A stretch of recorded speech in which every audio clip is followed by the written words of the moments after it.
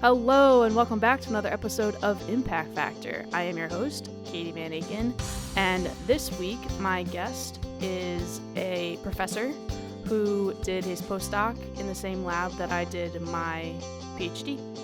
And his story and path is really interesting, and I'm excited for you to hear it. So, without further ado, here is Professor Chris Shuck.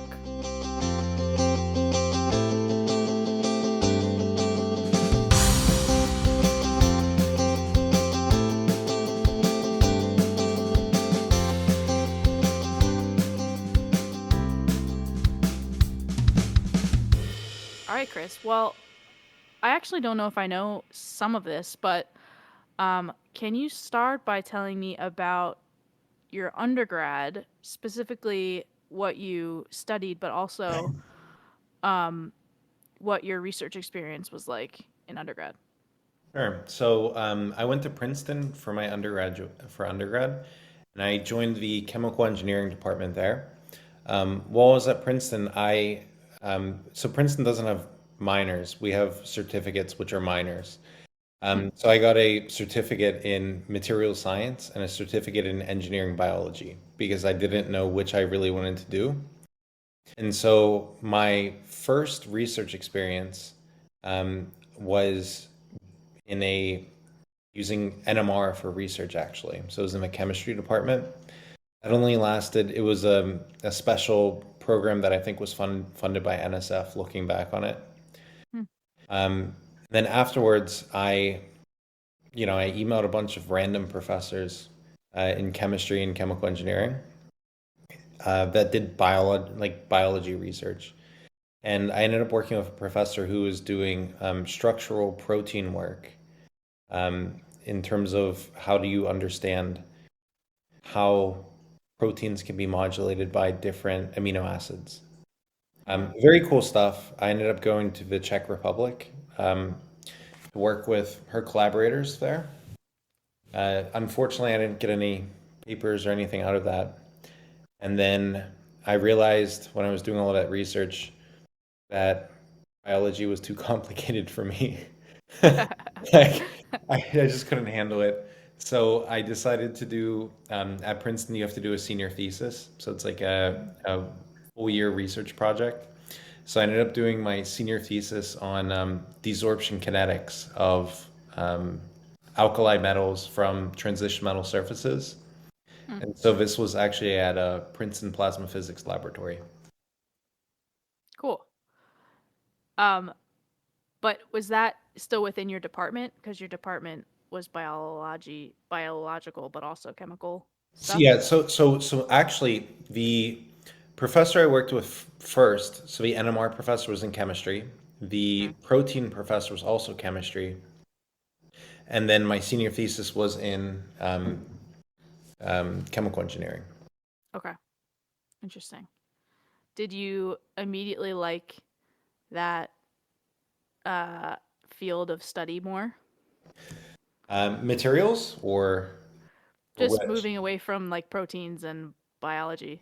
Yeah, well, I mean, I realized because I was trying to look at thermodynamics of proteins that it, I mean, you only have a certain number of elements in proteins, but they're so incredibly complicated that Mm. I just couldn't wrap my head around how all of this stuff was happening with proteins. And if you look at something like, you know, the absorption of one thing from another, or, any kind of simple materials reaction or simple chemical reaction, it's orders of magnitude less complicated in terms of just Yeah. like total amount of stuff that's happening around. Yeah. And for me, I had trouble dealing with the complexity of proteins and, 8 million things happening that you just don't understand. And Yeah. so for me, it was moving to the more simple systems, even with, complicated transition metals or complicated chemistries of individual atoms, ended up being a lot more simple because I could wrap my head around everything in That quotes. system. Yeah. Yeah. Everything. Yeah. Um, that's interesting. That's an interesting way to look back on that. I find that um, cool. So, so you're doing research. You have to do research as part of your thesis. Mhm. Do you feel like at that point in your life you kind of caught the research bug, or what made you decide to continue on in your research studies?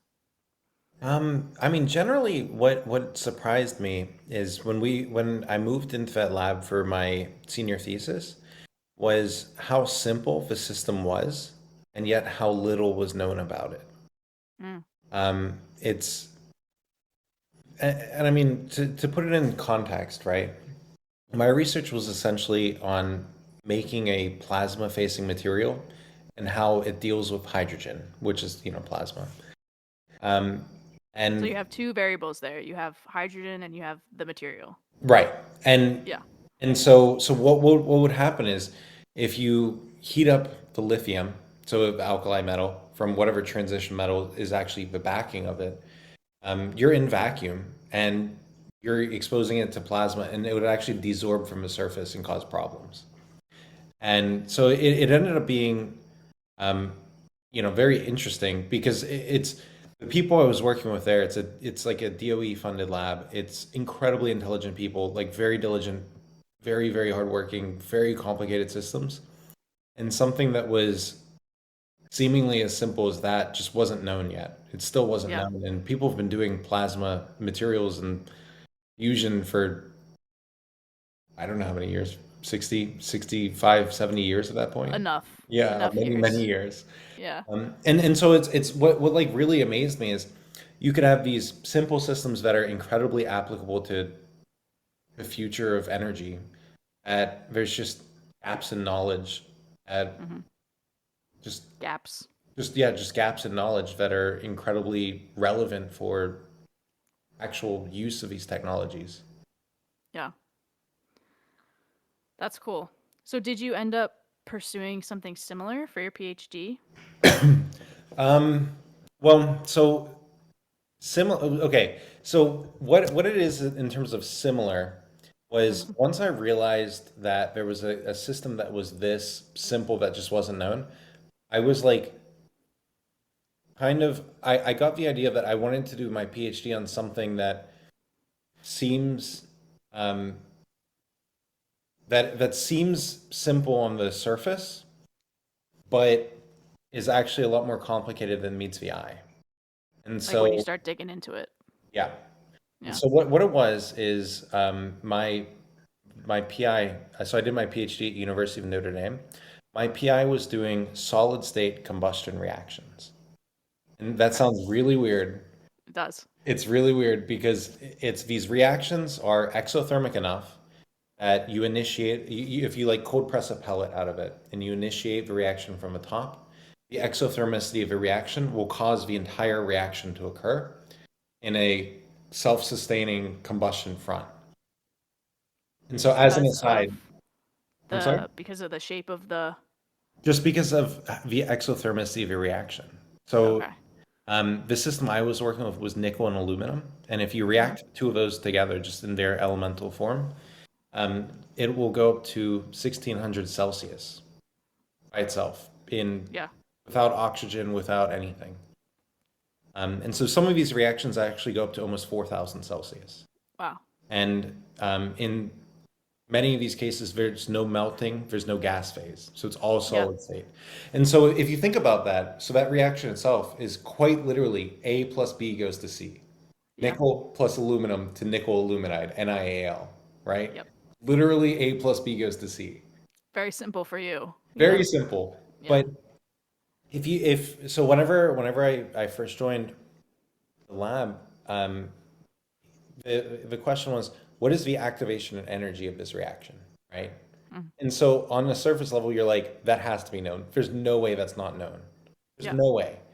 But whenever I started digging through literature, people were reporting activation energies from 15 to 400 kilojoules per mole. And I was like, how on earth? How on earth is this being reported like this, right? Yeah. It was like Yeah. that's not even like within uncertainty. That's just like completely Uncertain. completely different orders of magnitude. Yeah. And so what it took me what I ended up realizing that was happening is people were treating this simple system as simpler than it actually was. Hmm. Because there's a couple ways you could approach this, right? If you have just nickel powder and aluminum powder, they both have an oxide shell. Mm-hmm. So you don't actually have them touching each other. True. So you True. have to have some kind of melting, cracking of the oxide shell, and then reaction. Mm-hmm. Even if you get rid of that oxide shell, so if you do mechanical activation or another treatment and you have the direct contact of nickel to aluminum, you Mm-hmm. still have to deal with diffusion. And Right. so we're not in the gas phase. Diffusion's not quick. And so if you think about what's actually happening, right, you have a contribution from diffusion and then a contribution from a reaction. And so by changing your surface area to volume ratio, you're changing the amount of grain boundary diffusion, surface diffusion, and volume diffusion. And then you have your fourth activation energy, which is your actual reaction activation energy. And so depending on what your surface area to volume ratio is, you can actually change the activation energy of his reaction Yeah. between 400 and like 15. Right. It blew my mind because that Yeah. wasn't known. People were just reporting it. They're like, we ball milled it, we pressed it. This is the activation energy. This is what we measured. Yeah. Yep, they're like, this is what we measured. And they weren't wrong. And Right. that's the Yeah. thing. That's the coolest thing. They weren't wrong. It was everyone was right. Everyone like everyone was right in this. It's just no one was looking at like the bigger picture. It was people were treating it like it was a gas phase reaction, but without understanding the complexity of it. Yeah. Very cool. So so it's interesting because it is material science, but it's almost like it's like surface interaction or like systems material science, you know? Yeah, this is actually what's funny about my background. I have no degrees in material science.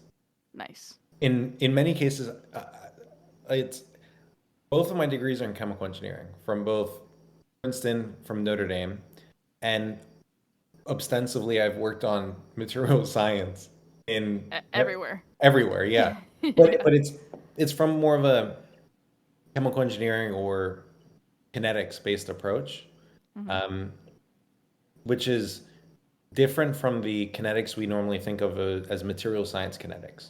Yeah. Because to be honest, most material scientists don't like to go into PDEs. So No. I hate thermodynamics, all that stuff. Um, so looking back on or when you were looking for a PhD program, were you looking for specific research topics or schools with good programs? What was kind of your driving force? what I was doing is um, I had a number of schools that I was interested in. It was a very large list. It was like 50 or 60 schools. Places that I thought I would enjoy, like, Mm-hmm. Notre Dame, places kind of honestly all over the country. And then what I did from there is I wanted a degree in chemical engineering. So I looked at the chemical engineering departments in each of those schools. And I was like, if there's two people I would like to work with, two or three people, then I'll apply to the school. If there's not, Mm. I'm not going to apply. And I honestly, I didn't really take prestige or anything of that into the calculus of it because for your PhD, you're going to be working for 4 to 7 years. Yeah. If I'm working for 4 to 7 years, I don't care if it's at, the greatest school in the world by name or the worst school in the name by name. If you're not going to enjoy what you're doing, you're going to hate your time there. And Yeah, it's a so, long time to hate yeah, what you're doing. right. Yeah. And yeah, and so for me, the name of the school didn't matter. It was more so the kind of research being done, and then especially the personality of the PI. Because I mean, honestly, like even if you're doing something that you're like 75% interested in, but you and your PI are like you click, Yeah. then it's wonderful. But if you're like 100% into some kind of research, but you're butting heads of your PI all the time, like you're gonna have a miserable time. Yeah. So true. So when you ended up at Notre Dame, was that a type of program where you get admitted into a group or do you do rotations? So Notre Dame doesn't do rotations even. So you're not Mm. admitted into a group. You literally just choose. Oh. Yeah, like day one? basically. You Huh. meet with a PI, you can meet with their people, but there's no rotation. Okay. And so it's I mean I wouldn't say it's a bad method. Hmm. It's just how they do it. And so you end up spending it's the onus is a lot more on the individual grad students to seek out, people in the lab, to talk with a PI, to talk with others, and kind of get the gist of what that person's about and what their reputation is. And I mean, you could even do that on your visit day as well. So if Yeah. you when you visit, if you're specifically interested in working with PI X, you go and talk to that person. You make sure you vibe with them. Mhm. What did Where did the funding come from? Was there like different groups that had different spots I'm sorry. available? Was there In like, terms of just the PI I was working with. or just in general as like a class of new grad students, were there like different spots available for different professors who had funding? Yeah, so not every single professor was hiring people. Okay, Um, gotcha. so so N- um, Notre Dame's chemical engineering department of a PhD cohort is actually fairly small relative to most PhD departments, and it's because um, the chemical engineering doesn't do TAs. So you have to TA for like a 1 or 2 years, but it's not like in chemistry where you can be supported on a TA ship. For your whole time. Yeah, Okay, so the PI has to have funding for you. And so gotcha. um, usually, generally, PIs there hire 1 to 2 people per year, or I would actually say 0 to 2 people per year. So Okay. it's not that every PI hires someone every year, but it depends on how much funding they have and how many people they want. Hmm. How big was your group? We were about 15 people. Oh, There was about 15 of us, but then 2 years later, there was a year of five. So I see. I think Notre Dame tried to aim for around 15. Hmm. Um, And missed. yeah, I mean, 1 year they missed. So the Yeah. next year they hired more people. But so Yeah. it's kind of easy to fix it, I guess. And your research group was how big? 3 people. Okay. So that's including the PI. Oh, okay. So when I joined, I joined a lab that the previous grad student had just graduated, Okay. and he was staying on as a postdoc for like 3 or 4 months, purely to train me. To train you. Yeah. Yeah. And so basically, for the first 3 months of my PhD, during classes, during all of this, I would go to classes and then we would meet up. And from about 4 p.m. till 10 or 11, he would train me on different stuff in lab. Yeah. And then whenever my first semester ended, he left. And so it Here's what was, you know. Go by. yeah, he was like, I mean, he was a wonderful, wonderful teacher. He was very, very patient, but he was just like, we got to do this. I know it sucks. He was like, we only have like 3 months together and it's in the middle of your classes because I have a job and I have to leave. Yeah. Did he did you basically carry on his work, or was it just general lab training It like was just techniques? general lab training. It's Hmm. his project ended because his funding ended. Okay. And so when I joined, my professor, my PI, had won this larger. He was a member of this larger DOE grant, one of the PSAP 2 programs, so the predictive science programs. And so this program was 3 different schools actually. So we were Notre Dame, Indiana University, and Purdue University. And Oh, this cool. was an experimental, computational, and then like computer science program that was Hmm. meant to do predictive modeling. And so the postdoc basically, during the first 3 months, we basically worked on figuring out the basics of what I had to do in that project. And he trained me on that kind of stuff Gotcha. because his project was completely different, honestly. That's a nice resource to have because, like, when are you ever going to get that much time with, like, the PI, for example?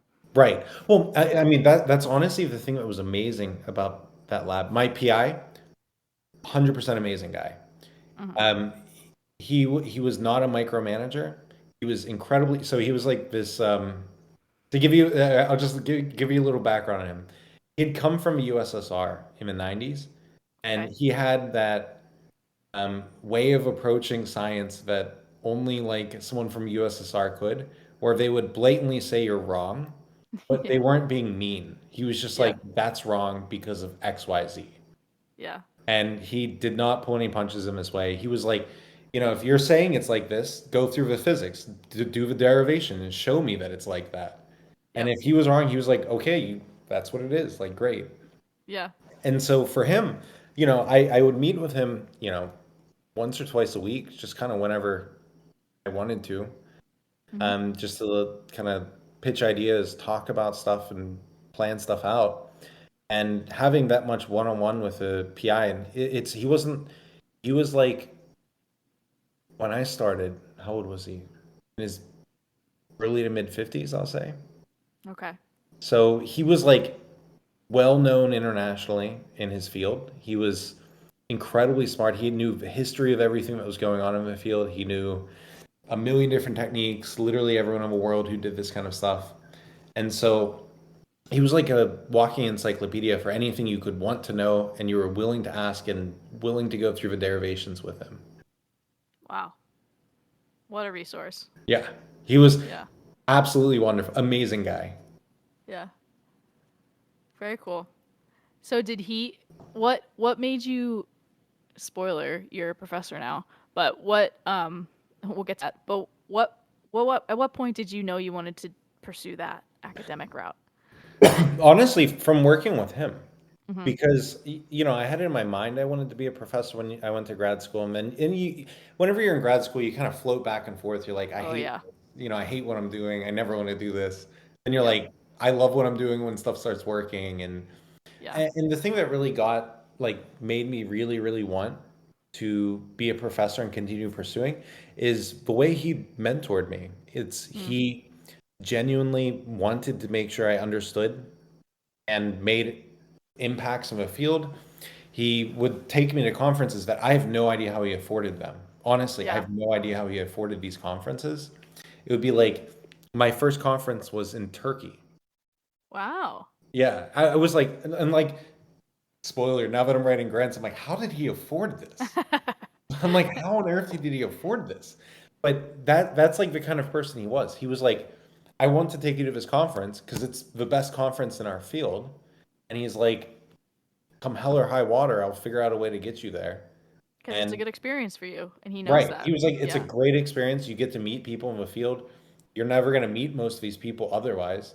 Yep. And he's like, you when we were there, he's introducing me to people. He's like, this person discovered this topic in the 1980s in Kazakhstan that was showing blah blah blah, and he could explain this and all of this kind of stuff. I met so many different people, and it's the way he approached it is he there was honestly no benefit for him introducing 22, 23-year-old me to some guy he knew from 40 years ago, but Yeah. he did it because he wanted me to know these people and learn from them, and go to their talks and read their papers and understand their approach to science, not just Yeah. his. Yeah. That's a good mentor right there. Yeah. So, okay, so you know you want to be a professor. You finish with your PhD. I assume you knew that the next step for you was a postdoc. Yeah, And is that when you ended up at Drexel? that is. Okay.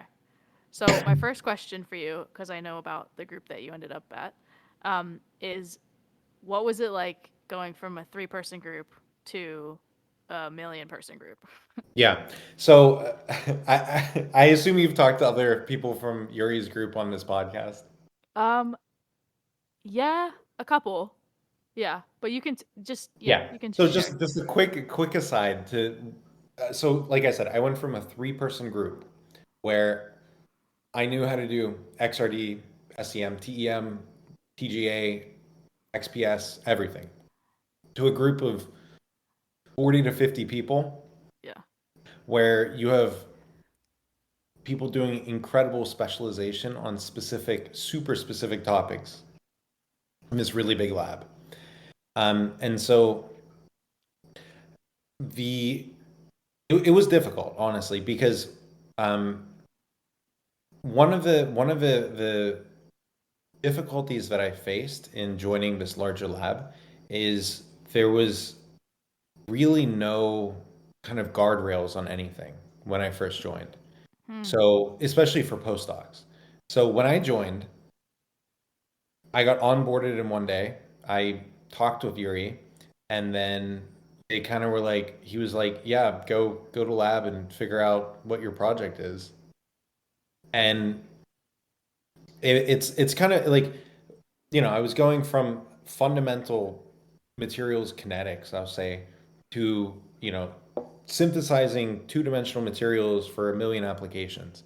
And it was difficult because it's very easy to fall through the cracks in a Hmm. situation like this, where you go, there's honestly no one checking on you. Nobody's going to take responsibility. Nobody's your mentor. There's Hmm. no um, person coming to say, we want to teach you these techniques and show you how to do this stuff. You instead have to kind of ask around, figure out who is doing what, figure out who actually knows what they're doing whenever everyone has their own way of doing stuff. Yep. And then you have to figure out what's the best way of doing it, and then a project. And it's not a bad approach to running a lab. If you're a PI of a 30, 40, 50 person group, you can't have oversight on every single person. There's Hmm. absolutely no way. Um, and this approach lets, especially postdocs when you come in, he's not giving you a preconceived notion to say, this is a problem I want you to figure out. He's saying, you're a smart person. You figure out one of these problems and then basically try to show that it's a problem and work on it. And Yeah. so it's just a different approach to doing science. It was a hard transition. Not because I was, lost in the science or anything, but it's learning some of the specific techniques because at the time when I joined, which was in 2018, there was a lot of Max and Maxine synthesis stuff that just wasn't known. That Yep. like in the rumor mill, someone knew something about it, and you had to track them down and figure out what it was. But then there was people were worried about getting scooped, so they weren't willing to tell people stuff, and it was I mean, it's different. I guess it's different being in one of these more high profile, you know, fields of science where there's, a million papers getting published all the It's a time. race. Yeah. Yeah, it's a race. So like, I don't blame anyone. It's if someone shows me the latest and greatest way of doing something, but it's not published yet, it just met me. It's like, how do they know I'm not Yeah. gonna scoop them? And like, I Yeah. totally get that. But it kind of forces you to be autonomous and build those relationships within your own lab, which is interesting and also kind of maybe useful skill wise for then when you're a professor because you have to do that. Right. Well, yeah. I mean, it's useful. I would say both of those experiences, and for anyone listening, I recommend don't just join two labs for your PhD and postdoc. That's three That people are and the three same. people. Yeah, Yeah. like yeah. I tell every single person this. I'm like, you get completely different experiences being in a large lab and a small lab, or even a medium versus small or medium versus large, and you get different skills, you get different expertise. Like I said, I worked on SEM, TEM, XRD, every characterization during my PhD. And then as a postdoc, I only did SEM and XRD, but I focused way, way more on XRD and understood it on a much more deep level than, Mm, any of the other techniques I knew during my PhD. yeah. And you also had a chance to mentor a handful of grad students, right? Was that a good experience? Yeah, so I've worked with a ton of graduate students. I've worked with a ton of undergraduate students. I think by my count, I had 7 or 8 undergraduates work directly with me, and then I had maybe 15 senior design undergraduate students, and Nice. then a handful of PhD students who I worked with them very extensively to get their PhD projects up and running, to make sure they hit their milestones, got papers, and didn't get bogged down in the endless void of things that could happen.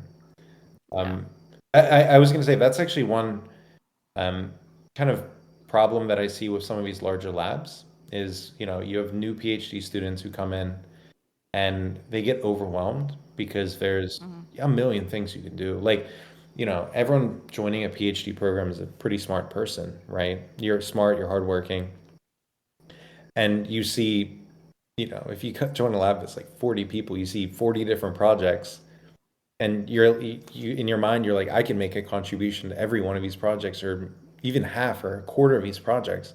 That's still like Yep. 10 projects. And then Yeah. it's very easy to get And you need lost. something that's yours. Right. You It's need easy to something get that's pulled in all of these yours. directions and not have anything of your own.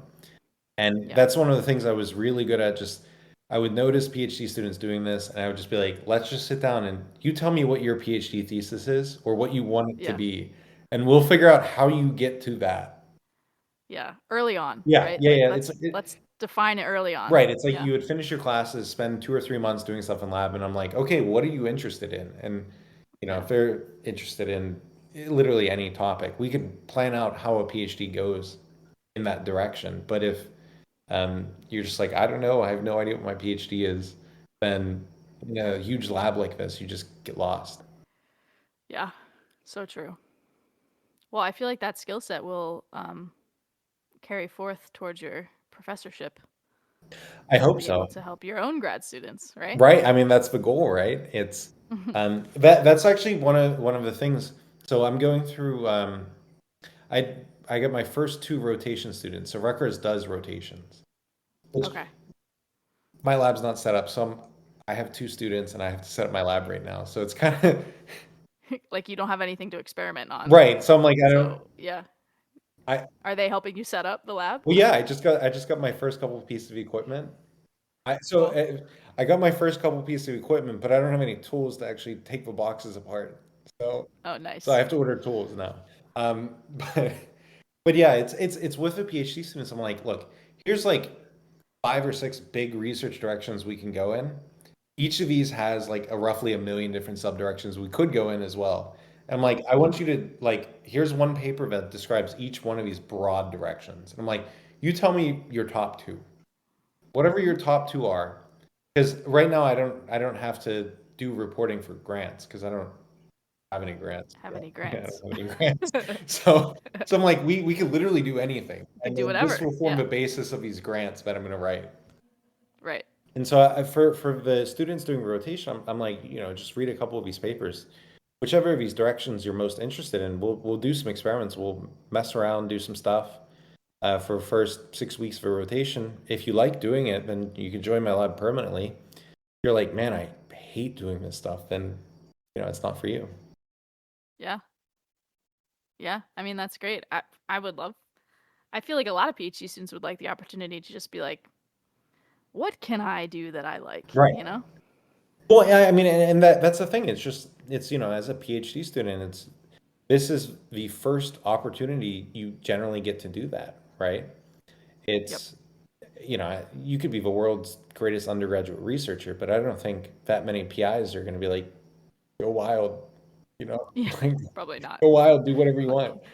You'll break something. Yeah, Yeah. don't break stuff. Like go figure some stuff out. So it's like as a PhD student, that's kind of your job is to figure out something that nobody else has, which is kind of a tall order, but it's what's so fun about it. Yeah. And It is. yeah, So what else are you doing? Are you teaching I am. this semester? I am. So I am teaching a graduate course in chemical kinetics that has never been taught at Okay. Rutgers before and that I have never Okay. personally taken myself. Wow. So Sounds like a PhD all over again. it's fun. Well, it's so the thing I'm running into here, and I hope I'm doing a good job of not making too many mistakes about this, is all of my kinetics training is based on chemical engineering kinetics, which is we don't mind doing PDEs. We don't mind doing crazy math. And we're doing stuff on like, you have a giant reactor that's pumping out 400 gallons of stuff and you have these transport properties. And I realize chemists don't want to do that. Like, no, Yeah. they don't want to do that. And so No. I'm like trying very, very hard to make it more applicable to chemistry. And so we're doing right now, we just did actually today in class the derivation of Maxwell-Boltzmann distribution functions Okay. as a Yeah. way to show, this is like if you have a temperature, your temperature you're reporting is not your only temperature. You have a big variation of energies and molecular velocities and so on. Um, and I feel like, no one likes derivation, so, but Maybe some chemists like it. maybe some chemists, but I feel like I'm excited. This is like all of the background stuff I had to do to get to the actual Yeah. kinetics. Because I feel like if you don't have that background where you kind of understand that, if we say your reaction happens at 50 degrees Celsius, not everything is at 50 degrees Celsius. Or Right. like, And you have to recognize that right. Yeah, I mean to be able that's to actually one of go the to the things. next step. Right. It's one of the things that's crazy. It's like that big tail end up of a higher probability. Yep. Like it causes uncertain. And I literally told them this today in class. It was like, you could be the world's greatest chemist. You could literally be the most careful, meticulous chemist in the universe, but you always will have an error bar because of this Yeah. distribution. I'm like, always, always. I was like, That's every why system. you always see chemistry PhD presentations, of which I've been a lot. All of their plots always have an error bar, Yeah, and the engineering majors don't. right. Which is crazy. Well, I know. okay, my big pet peeve. Whenever I'm reading stuff in electrochemical energy storage, someone's like, the capacitance is 257.6 farads per gram. Yeah. Exactly that. Exactly. I'm like, come on. First of all, significant figures. Second of all, like, did you just run one CV on one cell? Like, Yeah. Like I guarantee if you run that one more time, it will not be that number. right. I'm like, are you just reporting the highest number? Yes, I guess so. But like, Yes. yeah, I mean, Yeah. well, that's the thing. It's like uncertainty analysis, error analysis is absolutely, absolutely paramount to having good science because, like, if you don't take that into account, you can make your graphs show whatever you want, pretty much, Yes. by just picking whichever values. I actually Yeah. gave an example of that at some point. I can't. It was at one of my presentations because my PhD relied super, super heavily on statistics, and I had like 300 data points for like 300 data points in each of the individual error bars. And Oh wow. if you did not take the average and then you have the error, you could actually make the curve go in either direction if you Change. pick the extreme values. And so I was Yeah. like, you could literally make this show whatever you want if you're not doing And good here's stuff. why statistics and error is important. Yeah. Wow. That's cool. Um, well, I'm glad you're enjoying teaching because that's a big part of your job now. Yeah, I think this Have you first, had teaching experience before I did. when you were a postdoc? I Yeah. did. So I whenever Yuri went on sabbatical, I got to teach his course. So I Hmm. taught materials characterization, Hmm. which was, a very, very nice course. It was a very nice overview of, um, I think 9 or 10 different material science techniques. The Hmm. science, the theory behind it, the operation of equipment, and then actually analyzing data. It was, to be honest, a course like that is absolutely phenomenal for anyone in material science, like that's doing research. And it Yeah. was it was very interesting because at Drexel you have, for the undergraduate students, you have maybe, I would say, 30 to 40% of the undergraduates that do undergraduate research. Hmm. And those students, I could tell, really cared about this class. And the other Yeah. students really did not care about this class. Yeah. I can imagine. It's a lot of information if you don't do materials characterization. Like if you don't care about it, it's a lot to Right. kind of grasp. Yeah, if you're like, I But never use XPS, I will never use XPS, then it's yeah, yeah. it's like you're gaining useless knowledge. Yeah. That is a good course though. Um all right, let me just check my questions.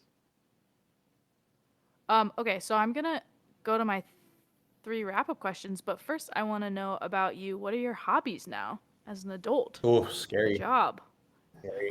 Um, so a couple things actually. So a couple things I've been doing. One of the things is I like to read a lot, but I Okay. do not read science books when I'm at my house. That's So a good, what I I mean, you do can read science books when you're at work, right? exactly. So what I do Yeah. is whenever I like to go to like library sales and you pick up books that are interesting on whichever Mm. topic. And so I have roughly 1 million books that I'm reading.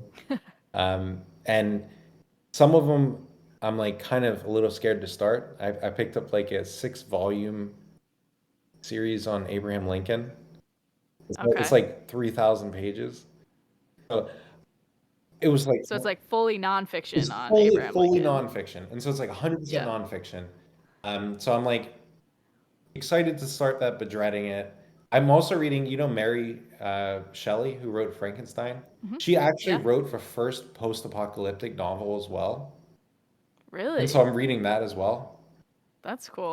So it's basically like anytime I see a book that's interesting, like I'm at a library sale, I'm like it's like $1 or $2. I'm Yeah. like, why Yeah. not? Bring it home, put it on the pile, Right, bring you it know? home. Like eventually, I'll read it Yeah. probably. So I do that. I have a love-hate relationship with running. Mm. I'm in my hate phase right now, Mm. but I did a half marathon about a year ago and a half marathon about a year before that. But now I'm in my kind of So you're in your lull. yeah. Like I get good enough to do a half marathon, and then I basically quit. And then I'm like, I Yeah. really should get back into running. And then I get good enough to do a half marathon, and I do it, and then I quit again. And then you quit. Yeah. Well, at least you're consistent. You know, we could plot your running skill on Yeah, I'm a sine a function. sine wave. Yeah. Yeah. But I mean, it's mostly stuff like that. I'm trying to, uh, just be kind of well-rounded. Make sure I Yeah. don't just sit around and watch TV. So I get out and exercise. Or work all the time, Right. Well, right? yeah, exactly. It's like that's my big advice for if anyone here is doing their PhD is don't work 24 hours a day. Mm. Like, you have to work long hours. You have to be good and do stuff like that. And there's some days you have to like really grind, but like you can't really grind every day. Like there's Yeah. no way. And so yeah, a lot of my actually best ideas come from whenever I'm reading this random stuff. Because you're like Yeah. subconscious wanders, or I don't know how your brain works. Yeah. That's great. That's good advice. Don't work 24 hours a Don't day. work 24 It's hours a day. impossible. Nobody can do it. Right. Um,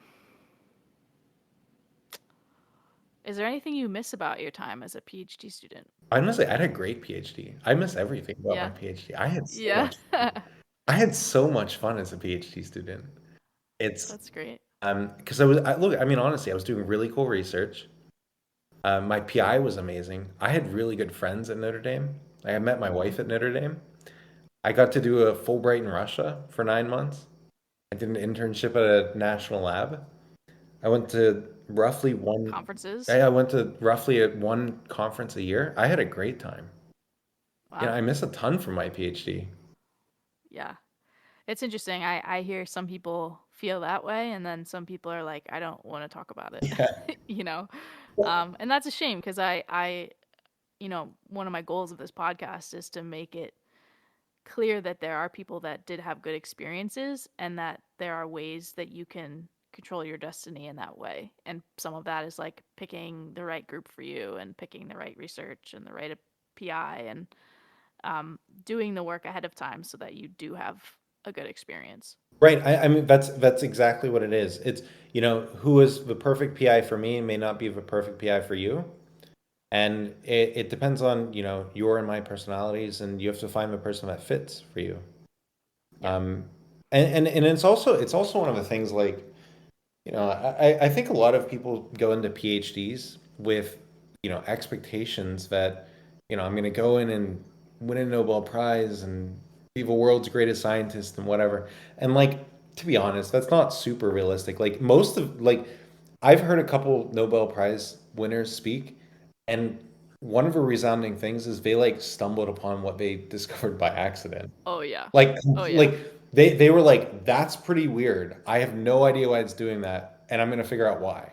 They were not Yeah. like, I have the idea that I can make a quasi crystal if I do this super Right. specific chemistry or whatever. And they were like, I did this, something weird happened, and I figured out why the weird thing happened. And part of that is their personality being someone that wants to figure out why that happened, whereas other people would be like, well, that didn't work. Let me try something else, you know. But the other thing is that, nobody stumbling on something could happen to anybody, and it's whether or not you kind of pursue it and dig in deeper or Right. walk away. Well, actually, so I don't know. Have you ever heard Sheckman, the guy who discovered quasicrystals, give his talk? No, I haven't. One day you should listen to it, and anyone listening to this podcast should listen to it, because I'll give you like the super condensed gist. Okay. He discovered quasicrystals because it had a weird TEM diffraction pattern. And Okay. so he spent a year figuring out what it was. No one agreed, like nobody believed him. They all thought he was a crackpot. It gets published. He eventually gets a Nobel Prize. When he gets the Nobel Prize, someone comes up to him. I mean, not immediately afterwards, I guess, but like at some point, and was like, Yeah. I saw the same thing like 10 years or like 8 years before he did. And they were like, I saw it. I didn't tell my PI, and I just graduated and left. And they were Thought the like, TEM was broken and I walked yeah, away. they were like, I didn't know what it was. I thought something weird was going on. I was graduating in 3 months, and I just did not care. And I was like, that guy could have got a Nobel Prize. Yeah. Yeah. Wow, that's crazy. I love that. Um okay, last question. What do you have a good memory or story from your time as a PhD student that you would like to share? Yeah, I'll give a very broad stroke story. So Okay. um okay, so one of the greatest conferences in my opinion are the Gordon Research Conferences. So the Mhm. GRC, and then the associated for PhD students and postdocs, the GRS, so the Gordon Research Seminar, I think that's what it is. GRS and GRC. So the GRC, it's like a super hyper focused conference where you have like maybe 100, 150 people there. And so my PI and I went to it. I think it was probably my last year of my PhD, and it was up in Vermont in a ski town in the middle of summer. And so honestly, like what it was is, I was graduating soon. I presented my stuff in the GRS, and basically for that week, because it's a week long conference, like every other night, my PI and I would hang out. Like we went hiking one day, and we were just talking about how to get a professorship, what the best things to do were. One day we were in a sauna together, which was really kind of weird, but pretty fun. Um, I mean, I don't know. It was pretty fun.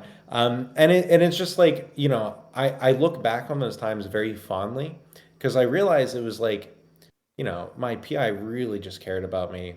He wanted to make sure I was successful. He wanted to make sure that, I knew what steps to take.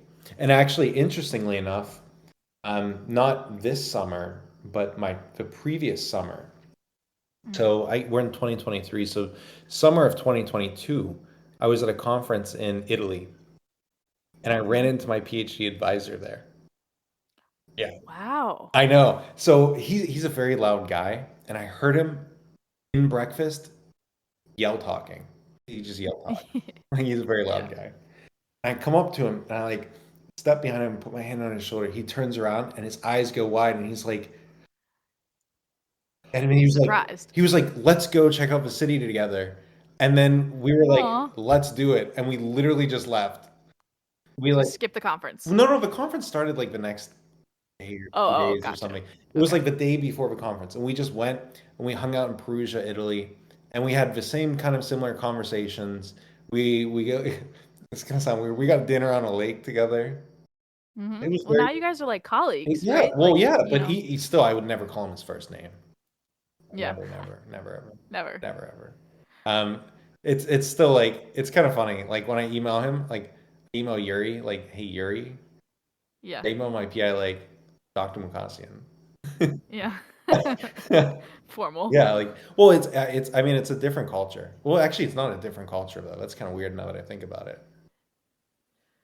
Then Yuri. Yeah. Yeah, they both grew up in USSR. I don't know, whatever. Yeah. Different Whatever. people approaches. Yeah. But honestly, my fondest memory is honestly all of his stuff with my PI. He was so wonderful. Yeah. I had such a good time with him, and every single time I run into him, I'm always reminded so much of what a phenomenal PI is like. Do your paths overlap, like field wise, enough that you run into him at conferences? What conference was in Italy? Ceramics conference. Okay. So that was the only conference we've ever overlapped in as a postdoc when I was doing my postdoc and research assistant professorship. Mm-hmm. My lab, I'm gonna focus on some more fundamental stuff as well as like Okay. 2D materials and some other stuff. And so hopefully I get to run into him again soon. Yeah. For sure, when I organize a conference on that, I'm gonna invite him, even if he's retired. So Yeah. yeah, like why not? He's never gonna That'd be retire great. though. No one retires from academia. No, they can't. They'd be too bored. Exactly. Um. All right, Chris. Well, I don't want to keep you any longer. That was really, really fun. Um, is there anything you want to plug? I mean, you're a professor now, so are you recruiting students? I'm always recruiting students. Okay. You know, I guess I'll give my pitch. So Yes, I'm doing please. fundamental reaction kinetics, both in the solid state and non-equilibrium chemistry in the liquid state, as well as two-dimensional materials. All of it does Okay. tie together. It all ties together in making precursors and actually producing the 2D materials or producing novel, low-dimensional other ceramics. So Okay. yeah, so if you're interested in that kind of stuff, come find me at Rutgers in the chemistry department. I'm Cool. always I'm always recruiting students, and we'll find out once I get Yeah. more grants and stuff. But I am for sure recruiting students this year and next year and the year after. What is your group? Does your group have a name? No, we don't have a name yet. It's the Shuck group. Yeah, I just started at Rutgers 10 days ago, so it's in terms of coming up with a clever name of my group, I haven't done that yet. That's fair. That's fair. Maybe Your maybe priorities next are year I'll right. have a name, yeah. Okay. Well, though, for those listening, you can find him otherwise outside of a group name, and you can bring your group name ideas. Yeah, you could if you come with me with a really good group name, you can for sure get in my group. Yeah. All right, Chris, thank you so much. Thanks for coming on the show. Thank you so much. It's always a pleasure talking with you.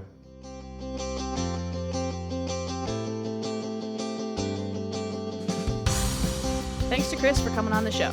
If you or someone you know wants to be interviewed on Impact Factor, feel free to reach out via Instagram and follow us for updates at Impact Factor Pod. Thank you all for listening and have a great week.